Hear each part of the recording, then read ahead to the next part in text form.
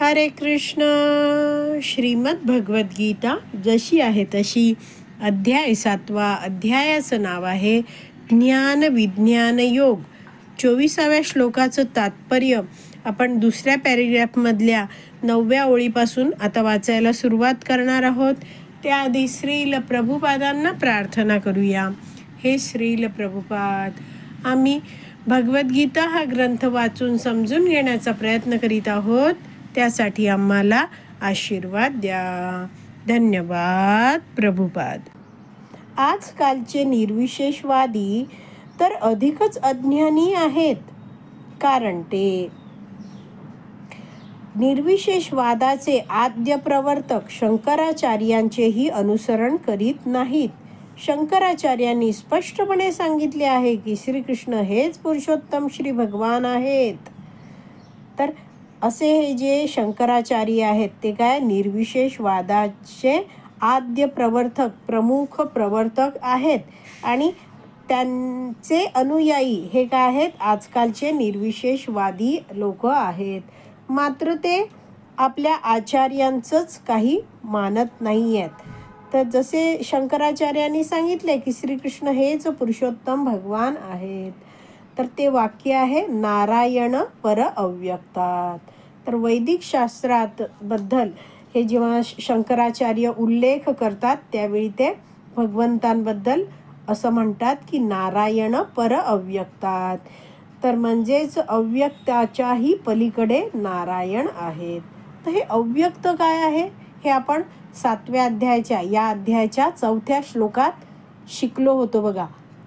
आपण त्यात वाचलं होतं की अव्यक्त ही काय आहे, प्रधान तत्व हे वाचलं होतं की भौतिक प्रकृतीची ती अव्यक्त अवस्था आहे, ज्यामध्ये अजून भौतिक सृष्टी झालेली नाही आहे. आणि ह्या भौतिक प्रकृतीचे 3 गुण आहेत, ते समान मात्रेत आहेत. तर अशी अवस्था आहे ती काय आहे, भौतिक प्रकृतीची अव्यक्त अवस्था, जिथे सृष्टी निर्मिती झालेली नाही आहे. आणि श्रीपाद शंकराचार्य काय म्हणतात, नारायण पर अव्यक्तात, म्हणजे नारायण आहेत ते या अव्यक्ताच्याही पलीकडे आहेत. तर असे हे श्री आदि शंकराचार्य आहेत. ते श्रीमद भगवद्गीतेचं महात्म्य लिहिताना म्हणत आहेत पहिल्या श्लोकात, गीता शास्त्रमिदं पुण्यं य पठेत प्रयतः पुमान् विष्णुपादम् अवाप्नोति भय शोक आदिवर्जितः. तर ते काय म्हणत आहेत, गीता शास्त्रम इदम पुण्यम.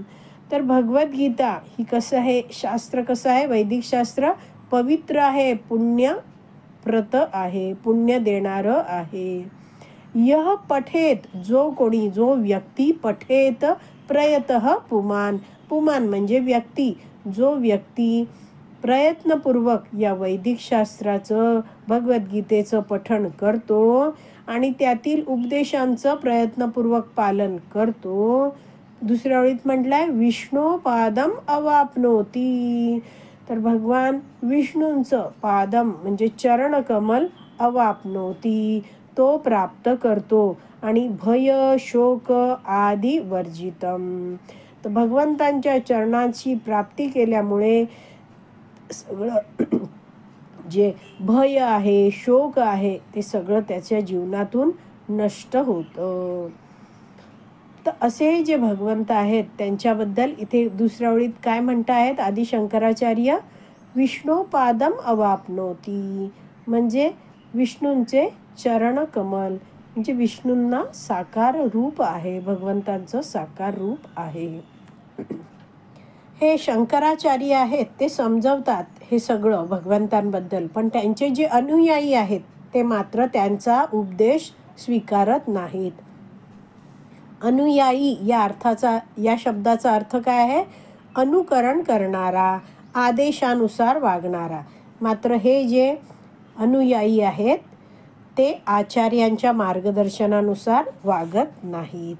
पुढे प्रभुपाद समजवत आहेत, म्हणून निर्विशेषवाद्यांना परमसत्याचे ज्ञान नसल्यामुळे ते श्रीकृष्णांना साधारण देवकी किंवा वसुदेव पुत्र अथवा राजकुमार अथवा महापुरुष असे मानतात.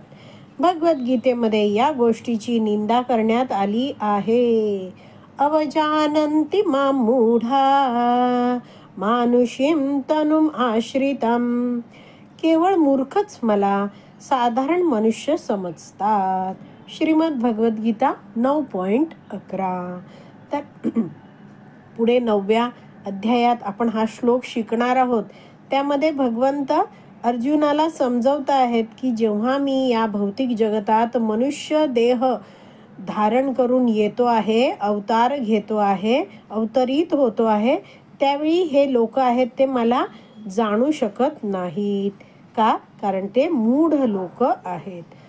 तर परमसत्याचं त्यांना नीटपणे ज्ञान नाहीये आणि त्यामुळे ते भगवंतांना साधारण व्यक्ती किंवा एक महापुरुष होऊन गेला, एक इतिहासातला मोठा प्रसिद्ध राजा होऊन गेला असं वगैरे म्हणतात. आता पुढे वाचूया.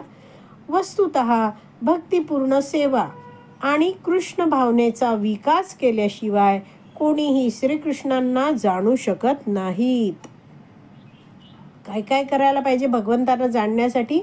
भक्तिपूर्ण सेवा करायला पाहिजे आणि कृष्ण भावनेचा विकास केला पाहिजे. तर जेव्हा अधिकृत गुरुशिष्य परंपरेतील भक्तांकडून व्यक्ती मार्गदर्शन घेतो तेव्हा कळतं त्याला की मी भक्ती का करायची आहे, मी कोण आहे, भगवंत कोण आहे, माझा भगवंतांचा काय संबंध आहे आणि कशा रीतीने मी भगवंतांना संतुष्ट करण्यासाठी प्रत्येक कार्य केलं पाहिजे. आणि प्रत्येक कार्य कसं आहे? ते भक्तिपूर्ण सेवा आहे. पुढे वाचते आहे. श्रीमद भागवतातही 10.14.29 याला पुष्टी देण्यात आली आहे. तर हा जो श्लोक आहे तो ब्रह्माजी आहेत ते भगवंतांची स्तुती करताना म्हणत आहेत. वाचूया. अथापि ते देव पदाम्बुजद्वय प्रसादलेशानुगृहीत एव हि जानाति तत्त्वं भगवन्महिम्नो न चान्य एकोऽपि चिरं विचिन्वन्. हे भगवन, जर मनुष्यावर तुमच्या चरणकमलांची लेश मात्र ही कृपा झाली तरी तो तुमचे महान स्वरूप जाणू शकतो. परंतु अनेकानेक वर्ष वेद अध्ययन करणारे आणि तुम्हाला जाणण्यासाठी तर्कवादाचा आधार घेणारे तुमचे स्वरूप जाणू शकत नाहीत. तर ब्रह्माजी भगवंतांना इथे प्रार्थना करताना हा श्लोक म्हणत आहेत. तर त्यांनी आपण जाणलं पाहिजे. इथे दिलाय लेश मात्र ही कृपा.